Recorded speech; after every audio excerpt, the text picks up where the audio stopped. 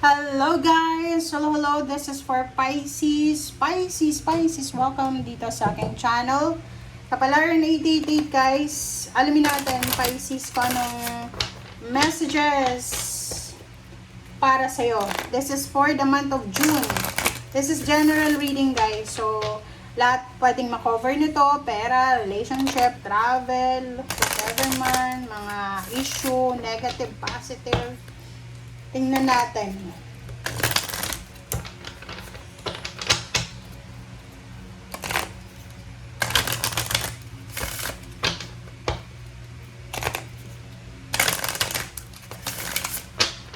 Alright. Pisces, June 2026. General reading para sa lahat ng Pisces. Anong message ang kailangan mong marinig? Pisces. Alright. First card natin, guys. Receptivity. Okay. Ang first card mo dito, sinasabi ng bara sa'yo, Pisces, na allow yourself to receive. Allow yourself to give. Pwedeng ikaw, as a giver ka ba? Ngayong buwan ng June, if may kailangan ka, tulong man, or kung ano pa man, humingi ka ng tulong. Huwag puro bigay, huwag puro labas ng labas.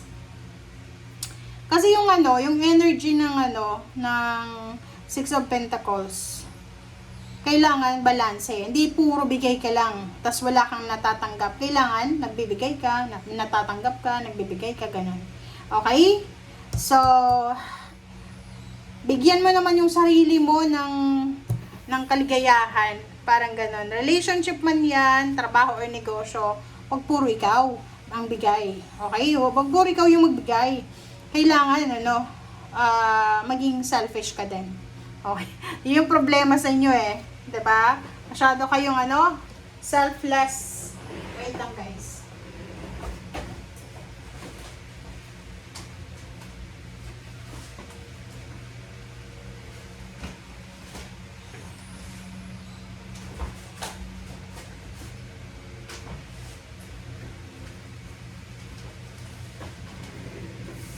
Okay, wait lang. Sorry ah. Okay, so, tingnan natin ano pa ba. Pisces.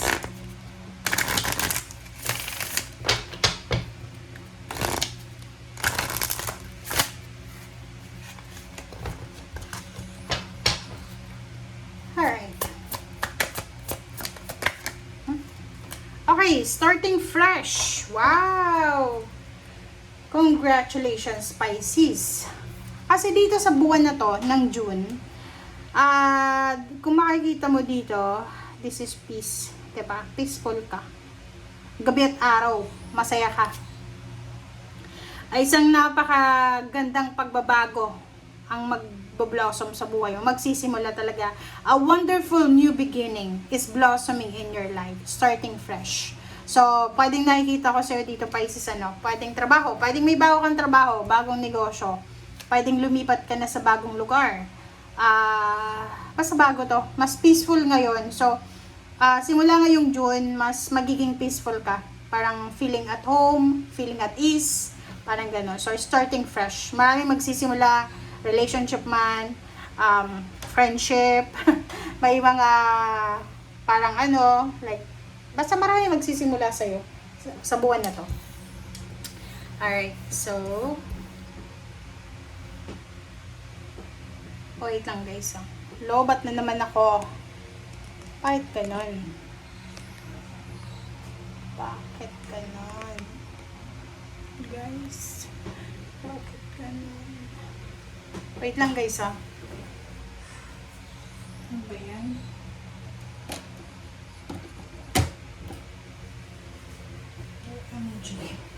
Okay. Ang daming advertisement ng Pisces. Okay. Okay, Pisces. Third deck na tayo. Ano pa ba? This is general reading.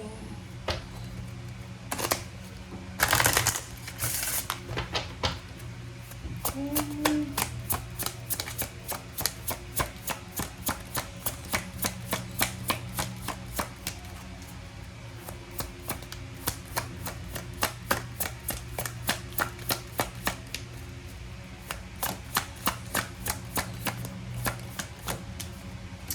forgiveness. Wow! Kumuha pa tayo ng isang baraha. So, parang nakikita ko sir dito na June.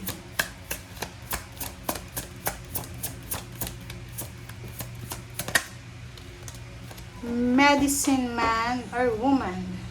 Doctor. Okay guys, Pisces.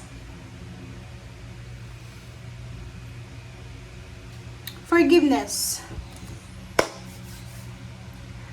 Lobat na talaga ako guys. Di ko alam kung paano ko ano ito. Okay guys. Nakakaloka. Okay. So, dito forgiveness, yung first card sa third deck. Ibig sabihin niya, may mga relationship ka na posibleng may mga misunderstanding, family, friends, katrabaho, kakilala. Kumbaga may maraming misunderstanding, miscommunication na nangyayari sa buhay nyo, sa paligid nyo. And dito sa forgiveness na to, sinasabi na siguro may hihingi ng tawad sa'yo. Maybe this June, there's someone, may isang tao dito, or maraming tao siguro, na meron silang atraso sa'yo. Pwedeng may atraso sila sa'yo na posibleng magre-reach out sila sa'yo para humingi ng tawad, or pwedeng ikaw ito, na may atraso ka pa sa ibang tao, na makakapag-decide ka na ngayong June na humingi na lang ng tawad. Parang ganun. Okay? Medicine man or woman, sabi ng baraha sa'yo dito, Pisces, na because of forgiveness, dahil sa pagpapatawad, okay, dahil sa pagpapatawad, magkakaroon ng kumbaga healing both parties. So, if it's family, pwedeng may mga pamilya na magkakaroon ng healing, overall healing sa relationship, or pwedeng may iba naman sa inyo dyan na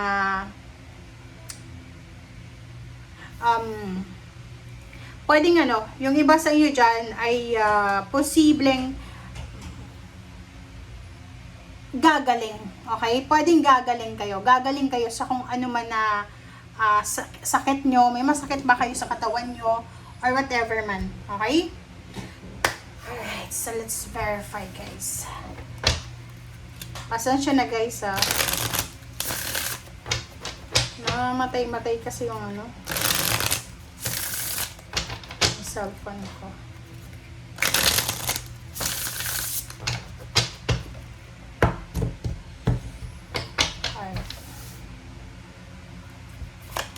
Alright, so first card from the last deck ay this is Page of Wands and then Three of Pentacles.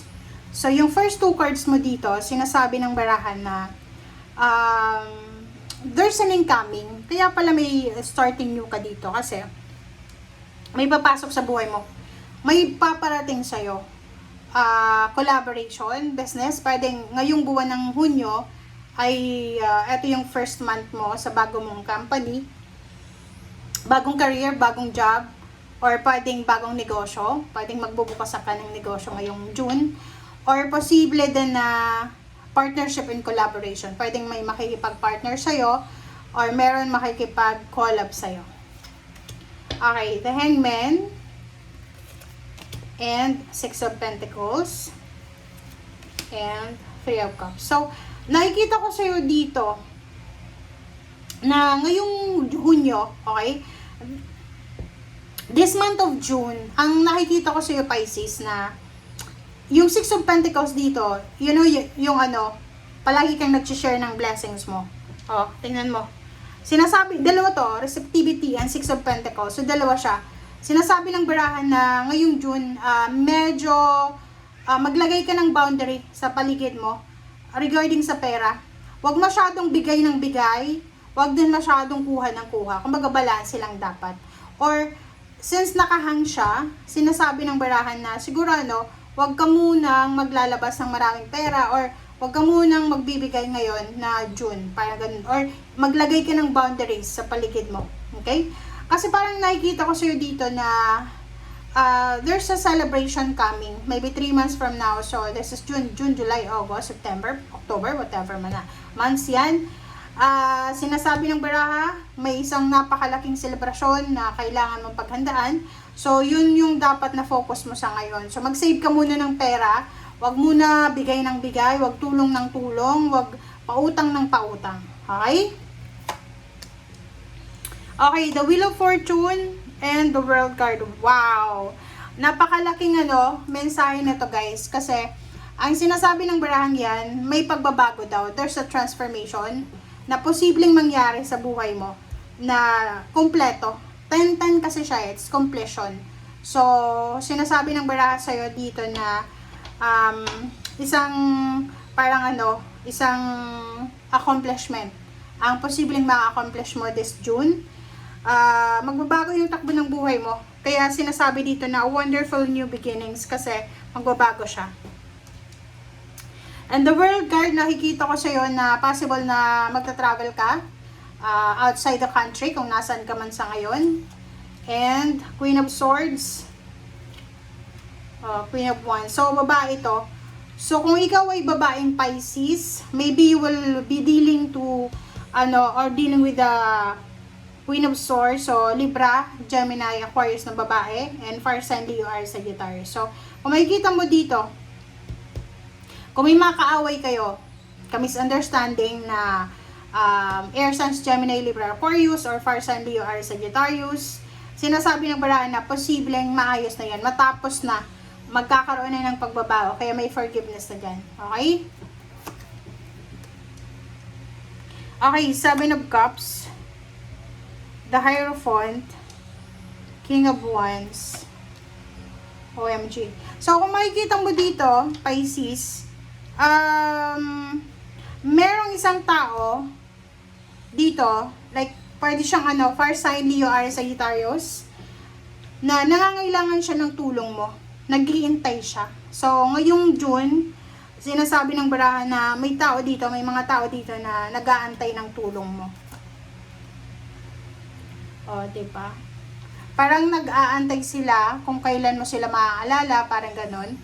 And relationship pwedeng ganun din. So, kung galing ka sa broken relationship, kakabreak mo lang, kakahiwalay mo lang, sinasabi ng barahan na sa buwan ng Hunyo, may posibilidad dito, lalo kung babae ka, mga babae na Pisces, possible kayong makatagpo ng fire sign, ng same sign mo, na water sign, Pisces, Scorpio, and Cancer, na pwedeng magsimula sa acquaintance, and then posibleng mauwi sa stable and secure na relationship.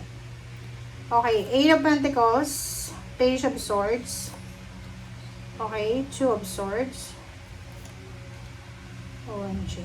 So, kung makikita mo dito, Pisces, sinasabi ng baraha sa'yo dito na may isang offer, this is job offer, okay, pagkakapirahan siya, collaboration.